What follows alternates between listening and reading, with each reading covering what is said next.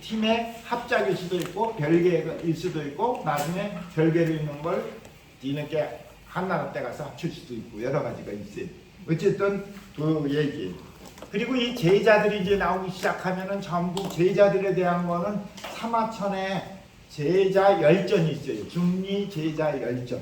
그거를 반드시 봐야 되는데 제가 시간 너무 이제 루즈하게 막 지엽적인 걸로 들어가다가 본질을 잃어버릴까봐 그런 거는 전부 다 안 하고 설명으로 대신한다 그랬어요. 그러니까 제가 반드시 사마천의 사기의 중리 제자 열전에 있는 그 제자들의 면면을 다 읽어갖고 요점만 말씀드렸을 테니까 그걸 참고로 해서 읽은 걸로 대신하면 돼요. 그래서 이 문인이라고 하는 경우는 이미 제가 논하드린 참고 자료, 공자 제자 문인이 있었죠. 논어 이해에 나오는데 옛날에 77명이 사기에는 등장하지. 근데 그 77명이지만 즐겨서 얘기하는 건 72인이라고 얘기를 하고 그리고 논어에 거기 나와 있는 사람만 뽑으면은 27명에 불과하고 논어에 나왔다 하더라도 늘 공자님의 일상생활에서 주위에서 늘 있는 사람들은 기껏 해봐야 10대명밖에 안 된다. 그래서 나중에 늘 있고 같이 다니면서 대화하는 거는 2~3명이다. 그래서 제자를 얘기할 때 2, 3자라고 얘기를 하는 이유가 그거다. 그 얘기를 한 적이 있어요. 그래서 제자 2, 3자. 그런데 그거를 지난번에 자료에는 1기와 2기와 3기로 나눠서 제자들이 된 거를 분류해 줬어요. 그때 기억나세요? 1기라고 하는 건 공자가 이미 성년이 되고 나서 이제 제자 가르칠 때부터 시작해서 친한 제자. 친하다는 것은 장점, 단점을 다 하는 거예요. 벌써 그 특성이 달라요. 1기와 말기 제자의 차이점은 1기 제자는 그 인간적인 입장에서 고뇌를 같이 하면서 그 선생님의 단점 이것도 다 직시하면서 살아가는 거예요. 그렇기 때문에 얘기가 거칠 수도 있고 또 경우에 따라서는 일반적으로 얘기 듣기 어려운 얘기를 할 수가 있어. 솔직한 건 거기에 더 많이 들어있지. 그래서 2기 그때 1기에 속한 사람을 5명 27명에서도 5명이 1기 제자다. 그래서 그 안자의 아버지인 안무효라든지 그다음에 자로라든지 또 7쪽의 민손 영경 이런 사람이 그 일찍 초기 제자다.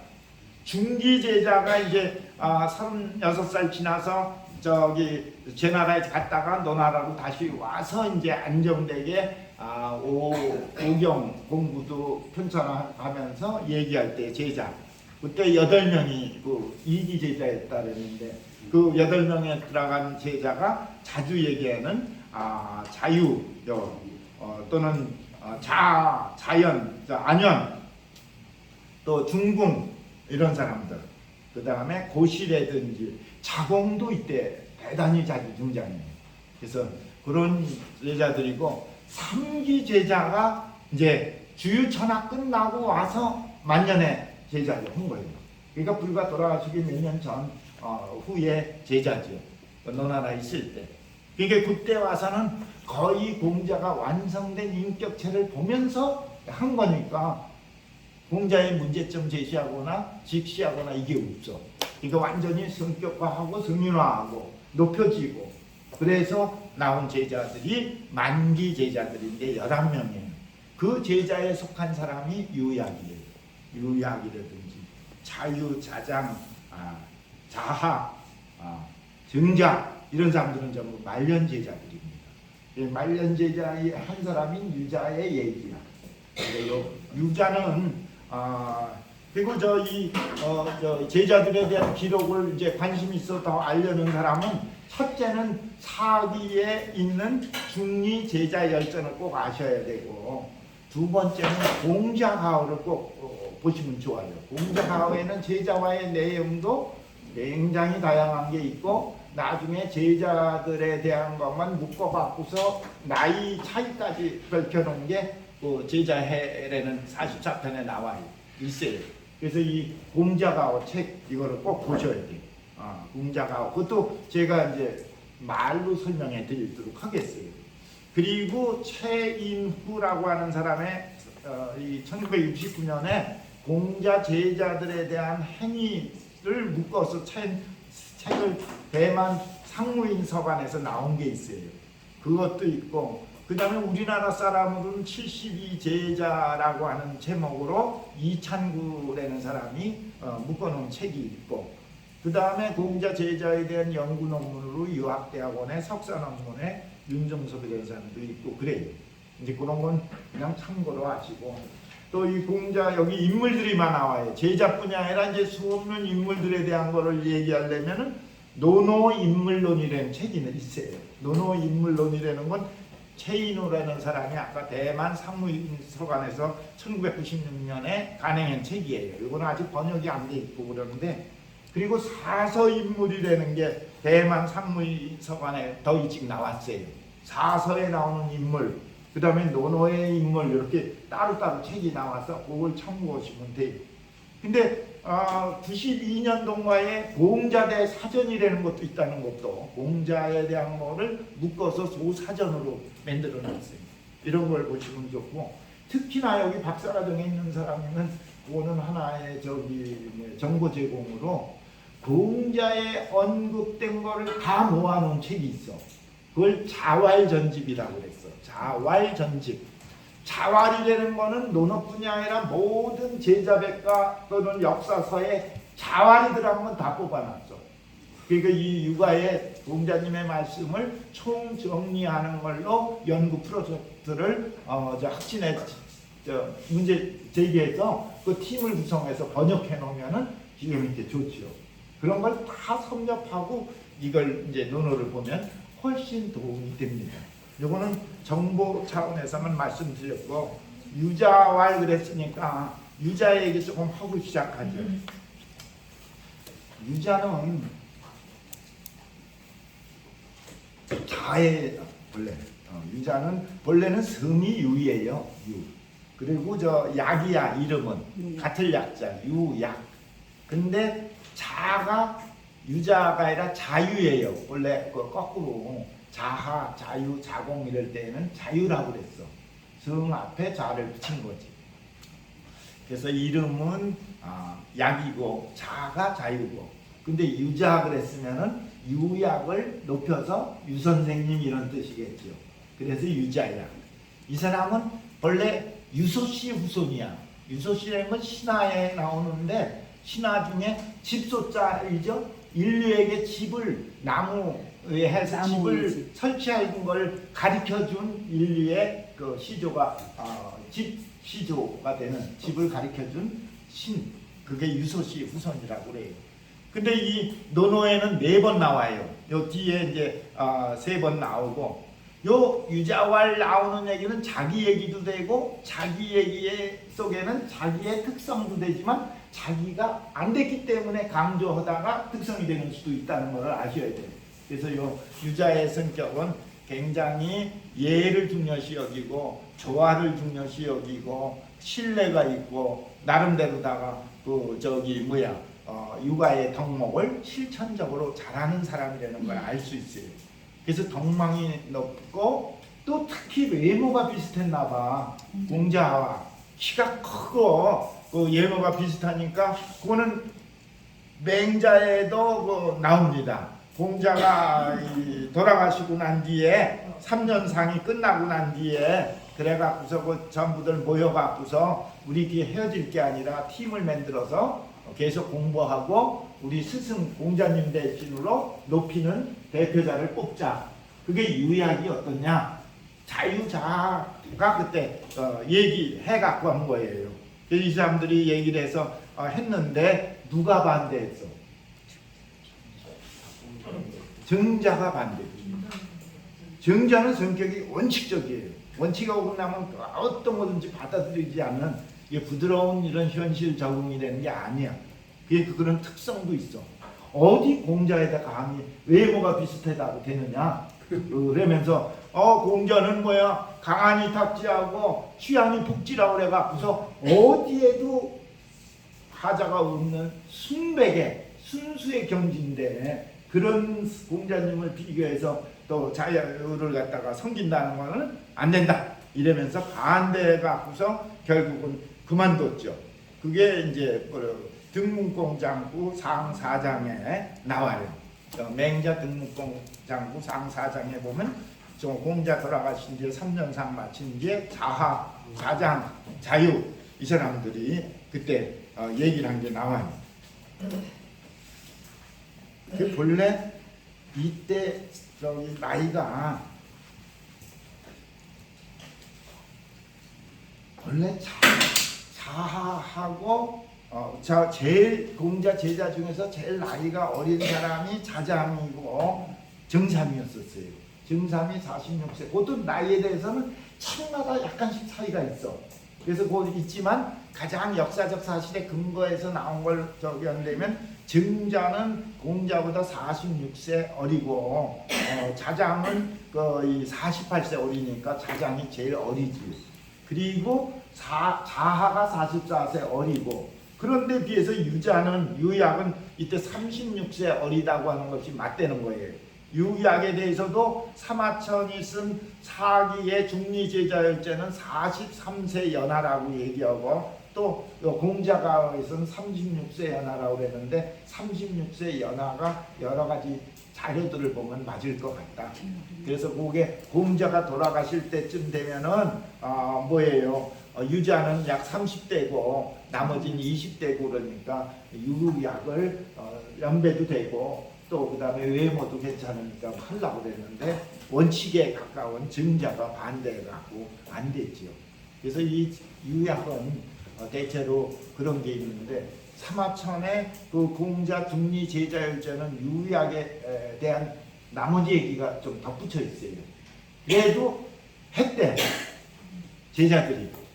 정자가 반대했지만은 그냥 자유 자하 자장이 누구를 유약을 내세워서 앞에 앉으라고 자리를 주고 그리고서 있는데 어떤 제자가 질문을 한 거야. 질문을 2개 했는데 대답을 못했어. 공자가 언젠가 나가는 제자한테 우산 갖고 가라고 그랬대요. 그 전부 이제 논어에는 안 나온 얘기지만 그 뒤에 있는 얘기들이지. 그 우산 갖고 가라고 그러니까 나중에 정말 비가 쏟아졌대. 그래서 제자가 나중에 선생님 어떻게 해서 그 비가 올 줄 알았어요. 그랬더니 시경에 보면은 월 이후 필이라는 시가 나와요. 그 소화편의 끝에 있는 시에 나와. 달 월자예요. 걸릴 이자. 달이 어디에 걸려 있냐면 필성에 걸려 있으면 그건 벌써 비가 옵니다. 옛날엔 천문 관측을 했거든요. 그것도 28수가 있어요. 동서남북의 별자리가 전부 7개씩 있잖아요. 그래서 7개니까 4, 7, 28, 28수예요. 28수가 있는데 서쪽에 있는 7개 별 중에 5번째가 필성이야. 이 필성이 달하고 가리거나 달에 걸려 있으면은 그게 옛날에 군사, 정변 이런 거와 관계된 별로다가 해서 뭐 사태가 일어나고 불길한 걸로다가 이해되는데 마침 비가 오는 걸로 그게 마침 그 해석을 했나봐 공자가.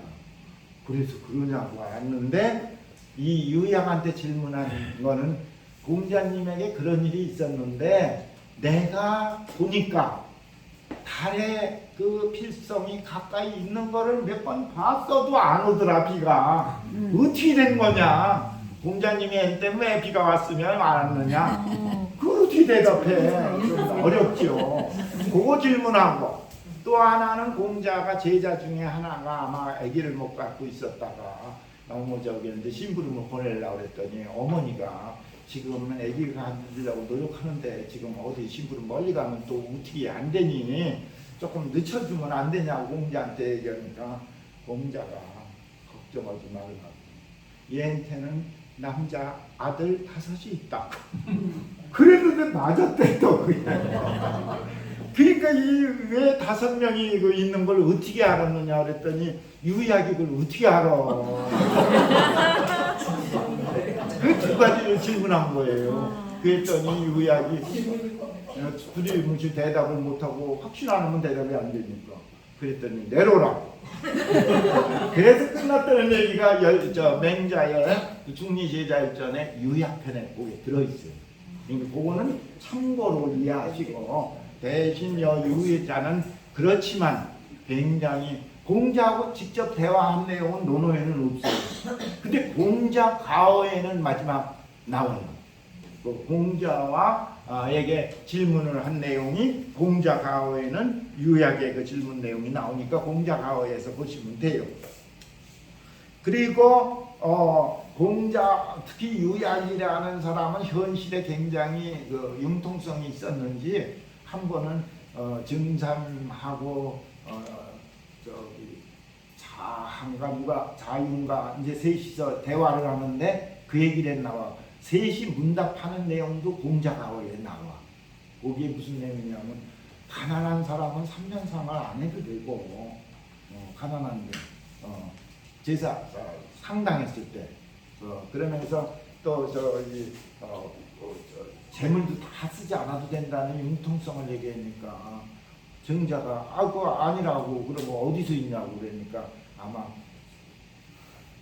요약이 나중에 가서 요게 선생님이 얘기한 거에 이런 게 있다고 특수 상황에서의 그 유두리 얘기를 했나봐. 무조건 3년상을 해야 된다고 이렇게 원칙을 얘기한 걸로 논어에서는 알렸는데 그 얘기한 걸 듣니까 그랬느냐고. 그걸 봐도 증상은 원칙적이고 유약은 현실 적응적인 측면이 좀 있어요. 그건 참고로 하시고 이제 대체로 유자의 얘기가 논어에 4군데 실려 있는 걸로 보면서 이해하시면 돼요. 자, 그러면은 한번 보시죠.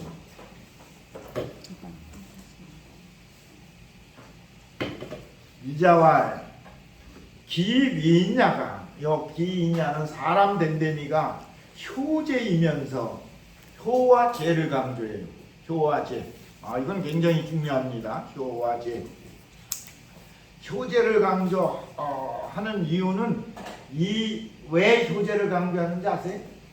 효와 제는 사랑의 구체적 시작이기 때문에 그래요. 그걸 놓치면 안 돼요. 사랑이 인이거든요. 사람이 사람다워야 되는데 사람이 다 사람 되기 위한 기본은 사랑이 있어야 돼. 사랑이 상실되면 사람이 아니야. 그래서 이는 사랑을 갖고 있는 덕목이에요. 그렇지만 사랑이 이제 상황에 맞고 지속되고 완전한 사람으로 이제 확대되어 나가서 이는 두 가지가 있습니다. 하나는 사랑으로 시작된다는 사랑의 의미가 있고 하나는 완성된 인간을 얘기할 때 인이라고 해요. 인이 어려운 건 딴 덕목들은 그냥 특성만 얘기하고 끝났는데 인에게만 두 가지 특성이 있는 바람에 헷갈리기 시작하는 거야. 하나는 사랑이고 하나는 뭐예요? 완전한 인간. 그걸 전인이라고 그래. 전인. 완전할 전자, 사람인 자. 전인이라는 건 뭐야? 지덕체가 조화된 사람. 시중을 구현하는 사람. 그게 완전한 전인이에요. 전덕이야. 전덕, 전인. 그 두 가지 뜻이 있어. 통체적인 입장에서 얘기할 때에는 이는 사람 인자를 쓰기도 해. 이는 이냐라. 완전한 인간을 얘기하는 거예요. 그런데 이는 분석적 입장으로 쓸 때에는 사랑이다. 사랑의 시작. 이걸로 얘기해. 그러니까 인을 실천하는 첫 시작은 사랑의 실천은 뭐예요? 효야. 거기서부터 확인이 되고 실천이 되지 않으면 그거는 굉장히 나중에 계산적인 사랑으로 바뀌어지고 잘못된 사랑으로 변질된 거예요. 이게 이 태어나면서 만나는 첫 만남이 부모와 자식인데 자식이 부모에 대한 사랑이 효야. 부모와 자식에 대한 사랑은 효라고 안 그래. 뭐라고 그래? 자라고 그래. 두자 자효야. 그래서 일체가 됐을 때 부자유친의 친이야. 친. 그러니까 그 의미를 잘 알아야 돼요. 효는 자식이 부모에 대한 사랑이야. 근데 그게 확장되면 어디로 가느냐? 아버지, 어머니를 있게 해준 할아버지, 증조, 이렇게 고조, 이렇게 올라가면 시조까지 올라가. 그래서 종적인 사랑이라고 그래요.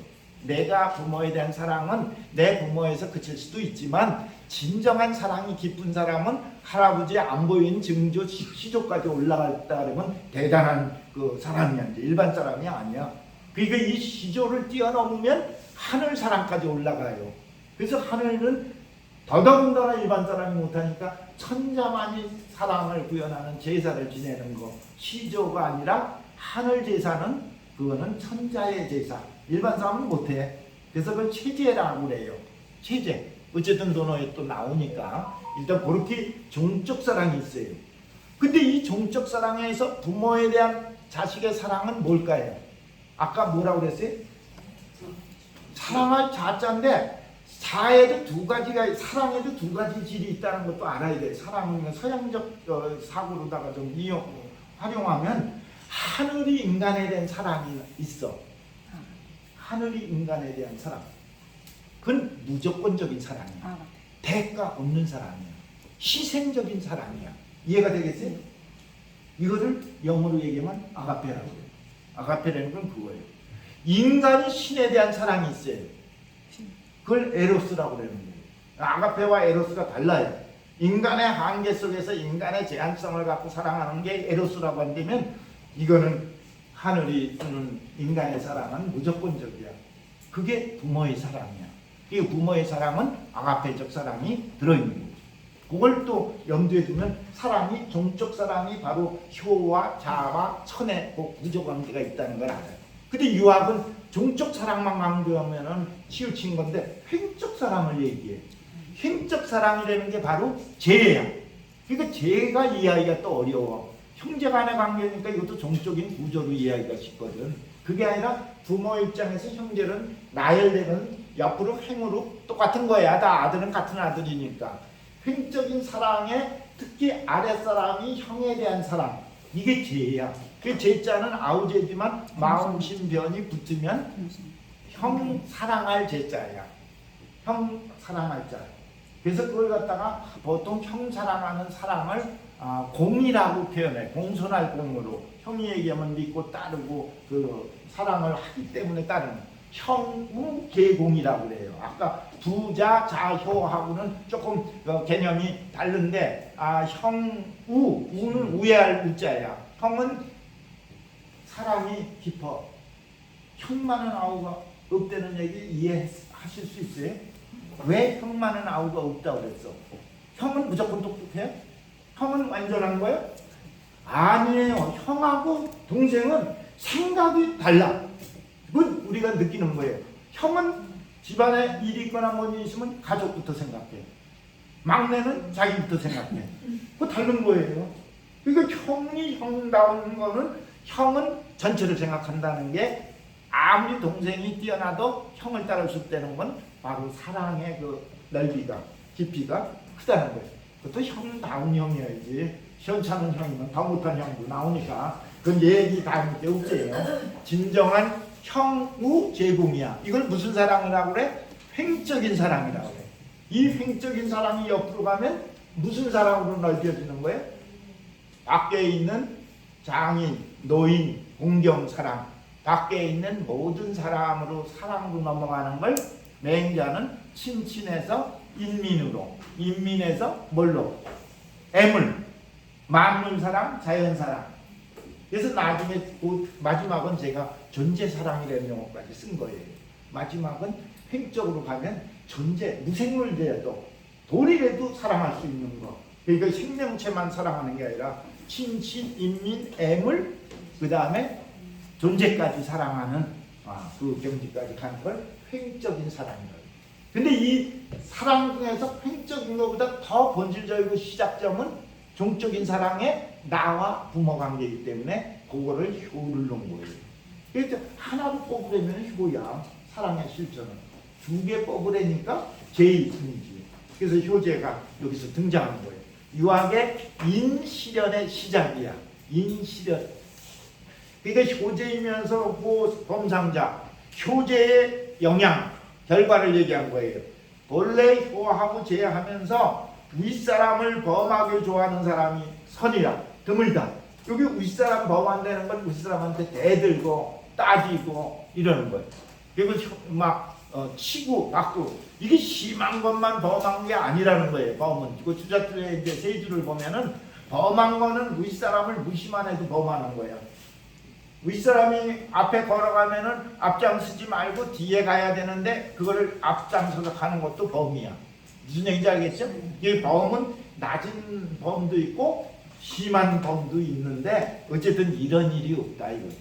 이런 일이 없다는 얘기는 윗사람을 공경하는 마음이 있으면 차마 가까이 못하고 또 앞질러 가는 건 더 못하고 또 얘기하는데 토를 가는 건 더 못하지. 그리고 저희가 그게 범상자가 없어. 드물다는 얘기는 없다는 얘기다 거의. 그러니 불호범상이 호장난자 이게 이제 정치로 확대되는 거예요.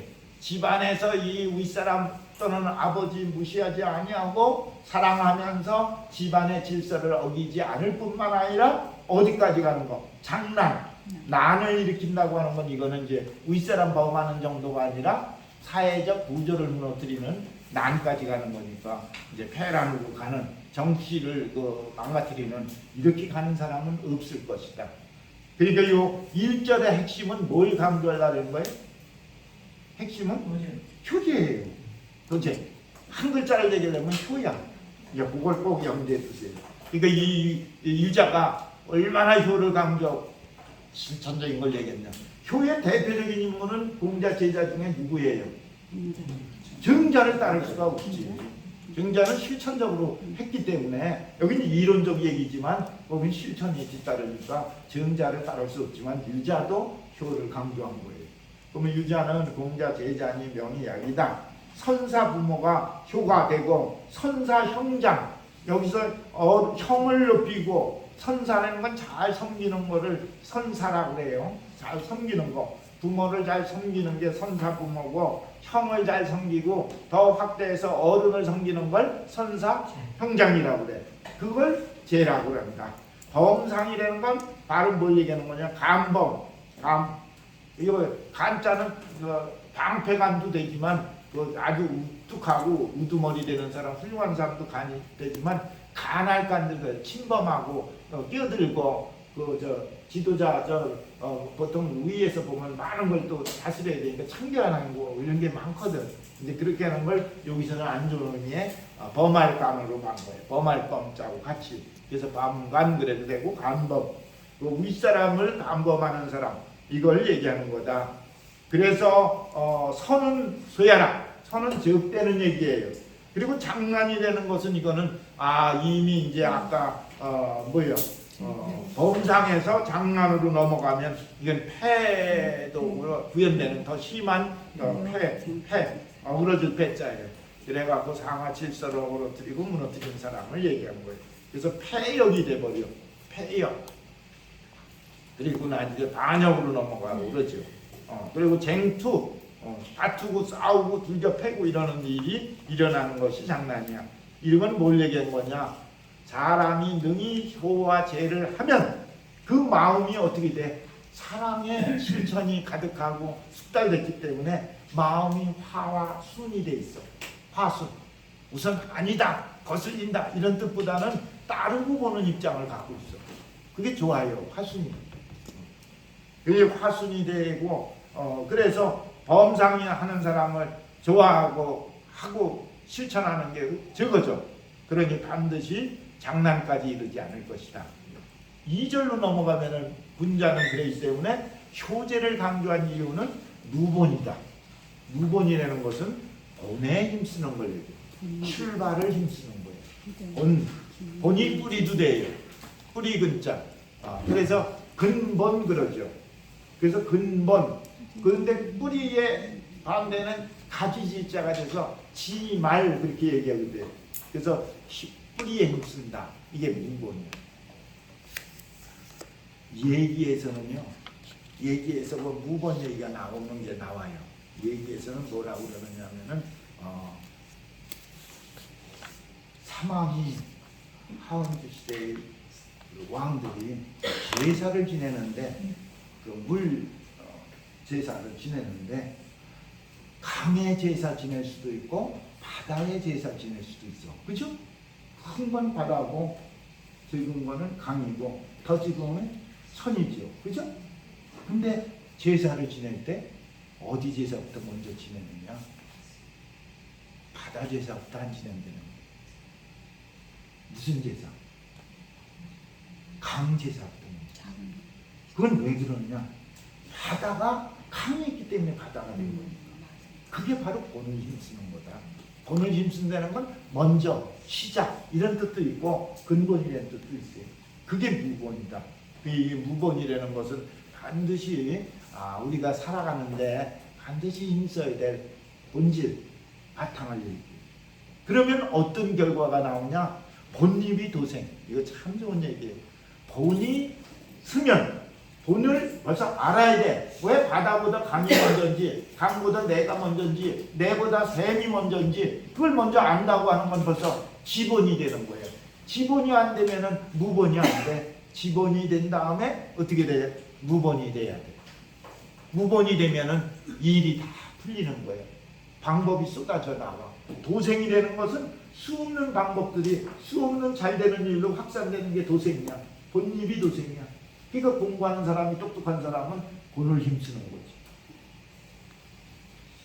여기 사법고시 나와서 계신 분이 계신데 사법고시에 공부하는 요령이 있대요. 사법고시 하는 거는 무슨 문제가 나올까 이렇게 앞에 나오는 문제들이 뭐냐 이렇게 따지는 거는 조금 낮은 단계의 공부래. 맞는지 안 맞는지 모르겠는데. 근데 사법 공부할 때 진짜 공부 잘하는 사람은 내가 출제자면 어떤 문제 낼 거냐를 생각하고 공부하는 거예요. 그 이해가 되겠어요? 그러니까 벌써 출제자 입장에서 생각하는 게 벌써 본으로 들어가는 거예요. 그러면 그게 무본이야. 그게 본입이 도생이 되니 모든 인간의 관계는 알고 보면 효제가 안 되고서 되는 일은 없어. 불행이 지나고 애타인 자는 효경이 나오죠.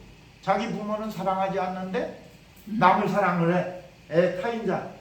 그걸 뭐라고 그래? 패덕이야. 아주 단정을 내렸어. 그건 이미 어그러진 덕이야.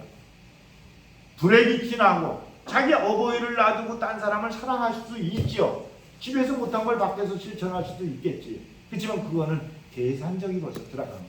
이해득실이 따라가고 본질이 아니야. 그리고 그 지속성도 의미가 없어. 지속될지도 의미가 있어. 그렇기 때문에 항상 본질이 되면은 나중은 얘기할 수 없지만 나중은 되는데 본이 안 됐다면 그거는 비약할 수 없기 때문에 본을 자꾸 힘쓰라고 본을 얘기하는 거예요. 그래서 본입이 도생이라는 거예요. 그래서 효제가 위인지본이 되는 거예요. 요 위인지 인해본이 아니라고 이제 정자는 얘기. 위인지본이라 그랬어요. 위인 인을 실천하는 근본이다. 인의 본이라고 한다면 인 자체는 어질인자도 본은 천리예요. 천리의 근거에서 천이나빌이 된 거야. 그게 사랑으로 구현된 거니까 거기에도 또 본이 있어. 그래서 그런 의미로다가 존재론적 본을 인을 얘기하면 안 되고 효제는 그게 아니라 사랑을 실천하는 시작으로서의 본이라 이거죠. 그러니까 위인지본이야. 이제 그걸 잘 이해해야 돼요. 이 무는 전력이라 힘을 쏟는 거야. 본이라는 것은 근으로 얘기해도 돼. 인이라는 건 애질이 심지덕이라. 제가 그래서 자주 인의 개념을 주자가 여기서 잘 얘기했어요. 애질이 심지덕이라. 이건 본말 구조를 동시에 설명한 내용에 애와 심 이렇게 얘기해도 되고 애질이 심지덕 그래도 돼. 사랑이자 마음이자 얘기하는 건 사랑은 부분적 얘기고 마음이라고 하는 건 전체를 얘기한 거예요. 그러니까 벌써 이 인간으로 얘기해도 되지. 이 마음을 인으로 바꿔도 돼. 근데 사랑만 얘기하지 않고 사랑에 모두 겸해 원리까지 포괄돼. 그래서 이적 측면을 얘기한 거고 그 다음에 심지덕이라는 건 행적 측면, 실천적 측면에 얻은 것을 얘기한 거니까 체와 용을 얘기하고 내와 외를 동시에 표현하면서 이 전체를 정리한 개념이야. 애질이 심지덕. 아주 용어가 아주 글자가 하나만 얘기하지 않고 종합해서 그래서 주자의 그 종합적 개념이 되겠어요.